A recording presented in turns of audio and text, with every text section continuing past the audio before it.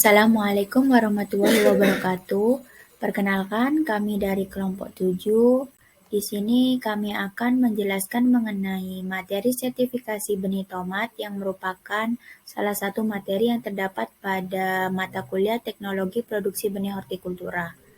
Adapun anggota kelompok kami yang pertama yaitu Cika Meisa Yuan Holifa dengan NIM A31210258, yang kedua yaitu Firda Fatimah Zawani dengan NIM A31210547, dan yang ketiga yaitu Ihsan Mubin dengan NIM A31210294. Yang pertama yaitu ada pengertian dari benih secara umum. Benih merupakan biji yang digunakan sebagai sumber perbanyakan tanaman atau berkaitan dengan perbanyakan tanaman. Secara agronomis, benih didefinisikan sebagai biji tanaman yang diperlukan untuk keperluan dan pengembangan usaha tani, memiliki fungsi agronomis atau merupakan komponen agronomis. Komponen agronomis ini lebih berorientasi pada penerapan norma-norma ilmiah, sehingga lebih bersifat teknologis untuk mencapai produksi secara maksimal. Hal ini menurut Kartasaputra pada tahun 2003. Adapun sertifikasi benih, yaitu suatu cara pengawasan mutu benih baik di lapangan maupun laboratorium untuk menjamin tingkat kemurnian benih dengan pemberian sertifikat atau label atas perbanyakan benih sesuai peraturan atau pedoman yang berlaku. Tujuan sertifikasi benih yaitu untuk memelihara kemurnian dan mutu varietas unggul agar tersedia secara kontinu atau berkesinambungan bagi para petani.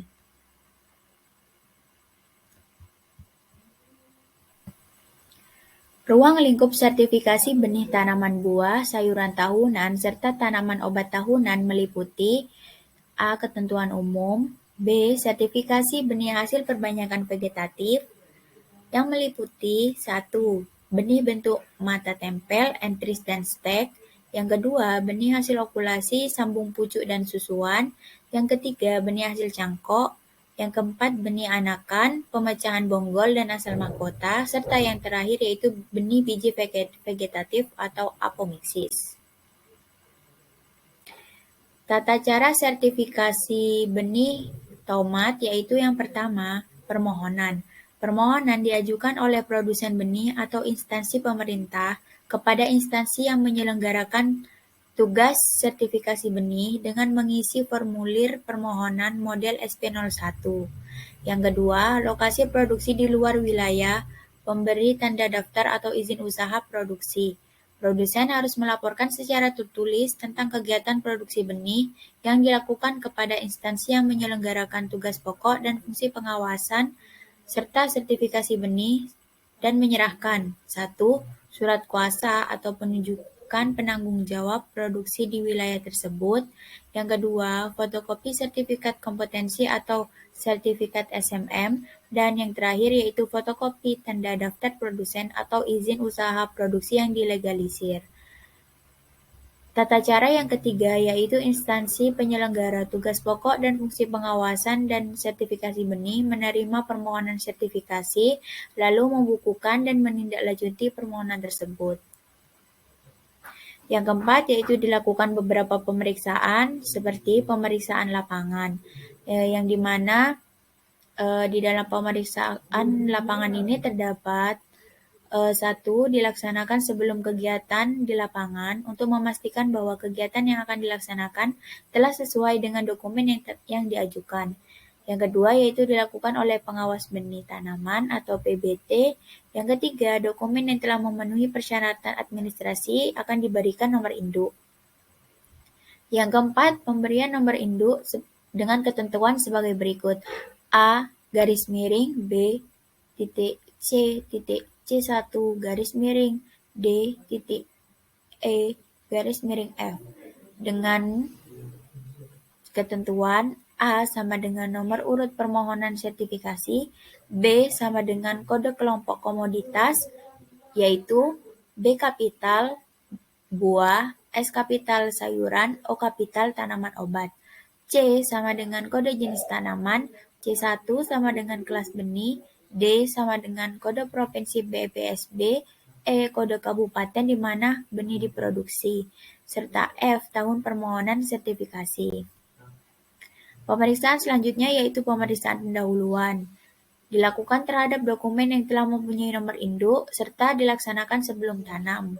Faktor yang diperiksa meliputi kebenaran lokasi, sumber benih, sejarah lapangan, isolasi, dan rencana tanam. Laporan menggunakan formulir model SL01. Pemeriksaan selanjutnya yaitu pemeriksaan pertanaman. Tujuannya yaitu untuk mengetahui kesesuaian deskripsi, ada tidaknya tipe simpang dan campuran varietas lain, dan kesehatan benih. Pemeriksaan yang selanjutnya yaitu pemeriksaan secara global serta pengambilan titik sampel. Pemeriksaan dengan sistem sampling menggunakan rumus X sama dengan Y plus 4, di mana X sama dengan jumlah titik sampel pemeriksaan serta Y sama dengan luas areal penangkaran per hektar yang akan diperiksa. Y angka bulat dan pembulatan ke atas. Jumlah tanaman yang diperiksa pada setiap titik sampel adalah 100 tanaman. Dengan perhitungan persentase varietas lain atau VL dan atau tipe simpang TS dengan rumus jumlah dalam kurung VL ditambah TS tutup kurung dikali 100% per jumlah titik sampel yang diperiksa dikali 100 tanaman. Penghitungan serangan organisme pengganggu tumbuhan atau OPT dengan rumus jumlah tanaman terserang OPT dikali 100% per jumlah titik sampel yang diperiksa dikali 100 tanaman.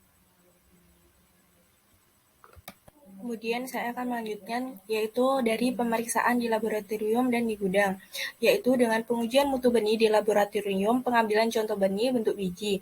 A. Petugas mengambil contoh benih adalah pengawas benih tanaman atau petugas penjamin mutu yang ditunjuk oleh pemimpin lembaga yang bersangkutan dengan syarat telah memahami teknik pengambilan contoh benih.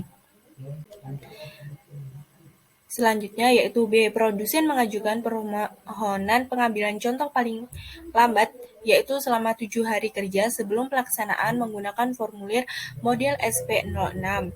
Yang C. Persyaratan kelompok benih yaitu yang pertama lulus pemeriksaan lapang dan sudah diproses dan homogen. Yang kedua, identitas jelas dan dapat ditelusuri. Yang ketiga, wadah benih dalam keadaan tertutup dan tersusun rapi. Dan yang keempat, tidak melebihi volume maksimal yang telah ditentukan.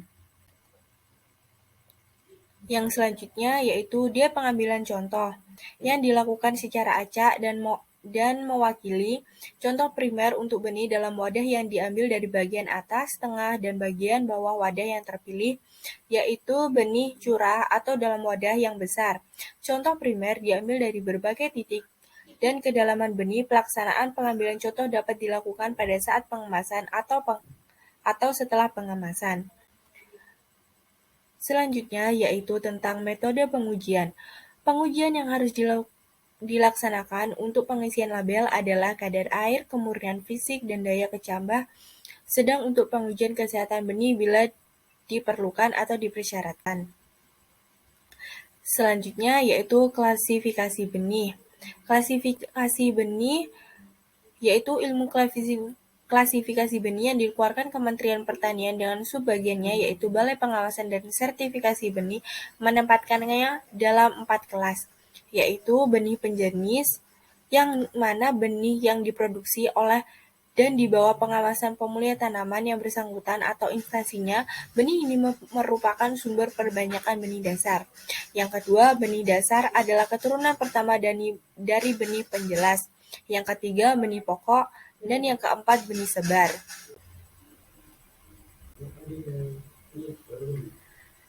Pengujian pada sertifikasi benih tomat pada parameter lapang meliputi yang pertama yaitu ada isolasi dengan jarak pada benih penjenis atau BS yaitu 200 meter, benih dasar atau BD 200 meter, benih pokok atau BP 200 meter, benih sebar atau BR 200 meter, dan benih hibrida yaitu 200 meter. Waktu pada benih penjenis yaitu 75 hari, benih dasar yaitu 75 hari, benih pokok atau BP 75 hari, pada benih sebar atau BR yaitu 75 hari, dan juga pada benih tomat hibrida yaitu 75 hari. Selanjutnya yaitu barir dengan tanaman jagung yang ditanam zigzag dan rapat. Pada benih tomat penjenis yaitu 6 baris, benih dasar atau BD 6 baris, benih pokok atau BP 6 baris, benih sebar atau BR 6 baris, dan benih tomat hibrida yaitu 6 baris. B yaitu varietas lain dan tipe simpang, di mana pada benih tomat penjenis atau BS yaitu 0,0%, benih tomat dasar atau BD 0,0%, benih pokok atau BP 0,5%, serta pada benih sebar yaitu 1%. Selanjutnya yaitu kesehatan tanaman, yang dimana pada benih penjenis pada penyakit layu bakteri yaitu sebesar 0,2%, pada benih dasar 0,5%, pada benih pokok yaitu 1%, benih sebar atau BR 1%, serta benih tomat hibrida yaitu 0,5%.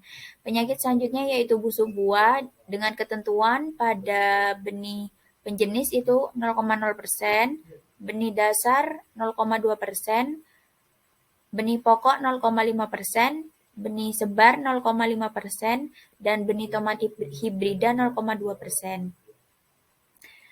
Virus dengan ketentuan 0,1% pada benih penjenis, 0,2% pada benih dasar, 0,5% pada benih pokok, 1% pada benih sebar, serta 0,5% pada benih tomat hibrida.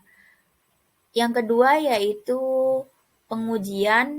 ketentuan pengujian di laboratorium untuk sertifikasi benih tomat. Yang pertama yaitu ada kadar air atau Ka dengan ketentuan pada benih tomat penjenis yaitu 8%, pada benih tomat dasar yaitu 8%, benih tomat pokok 8%, benih tomat sebar 8%, serta benih tomat hibrida 8%. B. Benih murni, yaitu dengan ketentuan benih tomat penjenis 99,9%, benih tomat dasar 99,9%, benih tomat pokok 99,8%, benih tomat sebar 99,5%, serta benih tomat hibrida yaitu 99,8%. C. Ketentuan kotoran benih pada benih tomat penjenis yaitu 0,1%, benih tomat dasar 0,1%, benih tomat pokok 0,2%, benih tomat sebar 0,5%, serta benih tomat hibrida yaitu 0,2%. Ketentuan benih tanaman lain atau BTL dengan benih tomat penjenis yaitu 0,0%, benih tomat dasar 0,1%, benih tomat pokok 0,1%, benih tomat sebar 0,2%, serta benih tomat hibrida 0,0%. Ketentuan daya berkecambah atau DB pada benih tomat penjenis yaitu 85%, pada benih tomat dasar 85%, pada benih tomat pokok 85%, pada benih tomat sebar 85%, serta pada benih tomat hibrida 85%.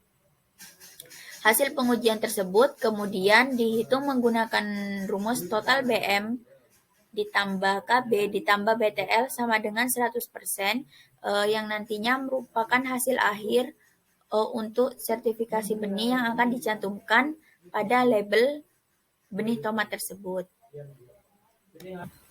Itulah materi mengenai ketentuan-ketentuan yang terdapat pada sertifikasi benih tomat yang dapat kelompok kami sampaikan.